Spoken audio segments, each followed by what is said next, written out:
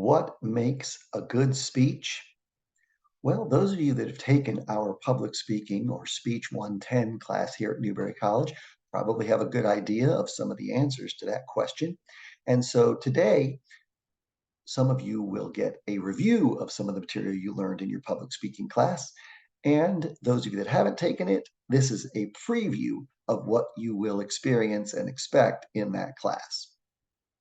My name is Professor Pat Galliano, and I'm happy to be with you today for this mini course to help you prepare for your upcoming group presentations and subsequent Q&As in your religion class. I've been teaching public speaking here for over 3 decades.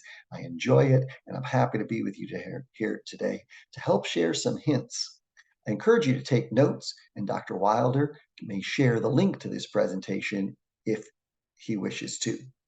There are two broad areas to effective public speaking. The first one is composition, and the second is speech delivery. So, to start, composition is important to effective public speaking. Now, your speech should start with you identifying your purpose. We talk about two different purpose statements in public speaking. First is your general purpose, which is usually to inform or to persuade, depending upon the broad direction of your speech. And then you connect your topic to that general purpose and you create what's called the specific purpose, which really states exactly what you wish to accomplish with your audience by the end of your speech.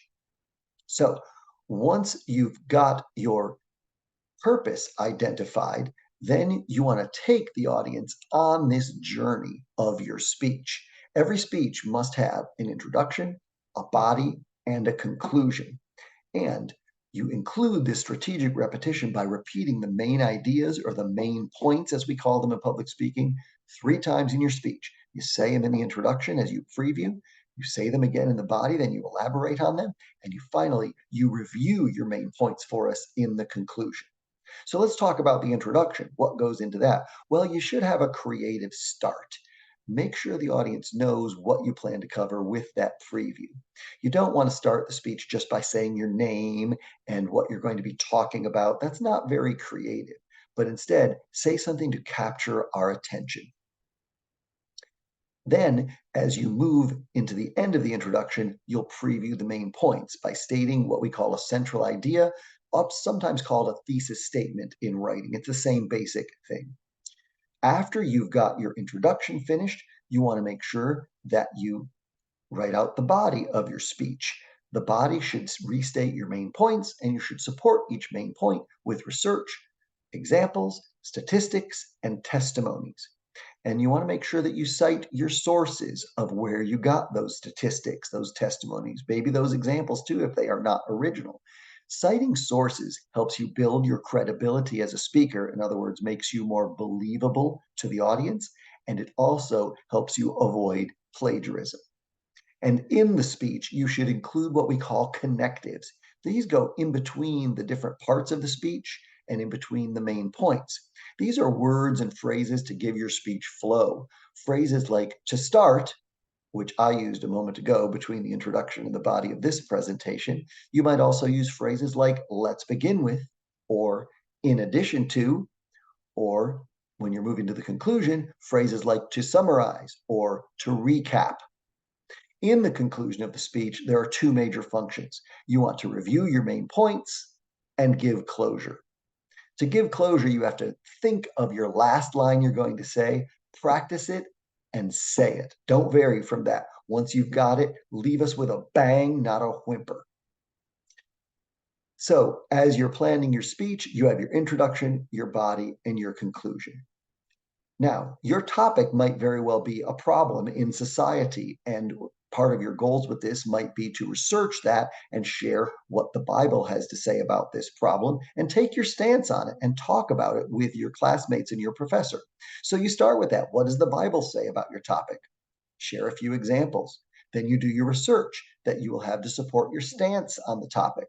Describe the problem, the effects of the problem, the extent of the problem, who is affected by the problem, and what happens if the problem is not solved. You can paint that picture. Don't focus on that, but at least share it.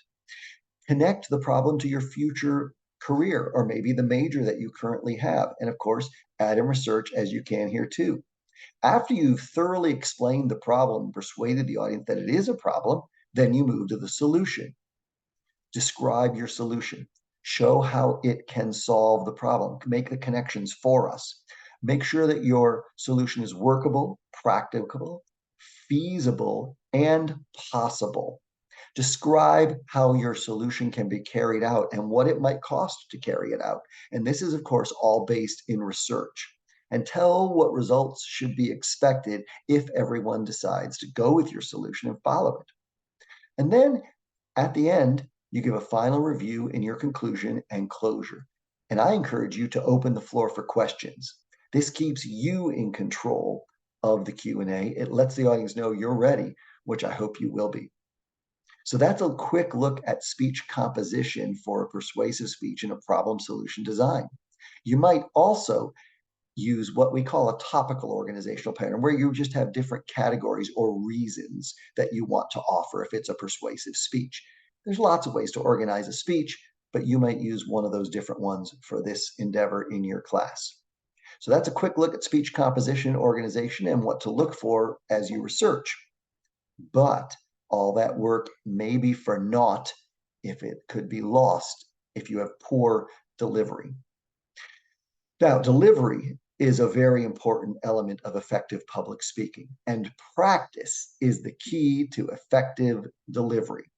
So if you were to talk about the most important qualities of a good speaker, you might have some that you think are really good, and you're probably right. These involve vocal variety, including changes in rate, in tone, in volume, in pitch, in pauses, in pronunciation, and clarity.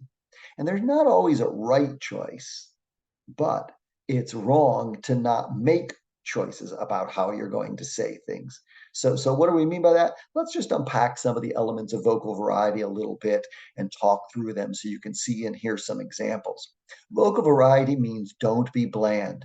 Don't speak with no expression, no facial expressions, monotone, but instead use natural inflections, be enthusiastic, energized, and honestly, try to communicate your interest in the topic. That's key to having a good topic, is that you must be interested in it. In addition to vocal variety, you have to use your interpretation and say the words like you want the audience to understand them. Any of you who may have grown up in the United States and gone to grade school perhaps said the Pledge of Allegiance, and I shouldn't say said, perhaps recited the Pledge of Allegiance every day as you went to school.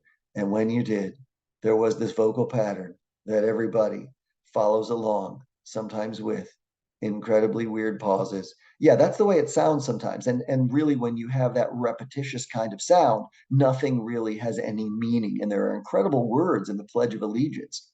So, what if you wanted the audience to get your message and you were proud of the words that you were sharing and you don't want to leave them with any confusion at all? Well, then you say them differently. And that's what interpretation's all about in public speaking. You also want to connect with your audience with good eye contact. Looking at somebody helps make you more credible. It also allows the audience to see that you believe in what you're talking about. Now, in a small classroom, you might be able to look at everybody during your speech once, maybe twice. In a larger audience, you have to break them up into groups and areas of the audience. So you look over here, then way back there, and you try to connect with each different area at least a few times during your speech. Last two areas we'll talk about with good speech delivery and vocal variety are effective pronunciation and articulation or vocal clarity.